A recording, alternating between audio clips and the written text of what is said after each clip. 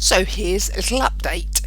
You might have seen the video I did where we went onto the website with the Olympic medals and we pulled through the data from the web page to see how many medals each team was getting. Now we did this Friday, there were no medals because obviously it was the beginning of the Olympics, and it claims to update, so we hadn't actually seen it update. So now what we're going to do is test it and see whether it updates.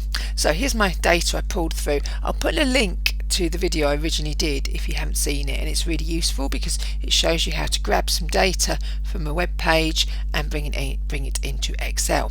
But we've done that already, so all I need to do is right click on my data.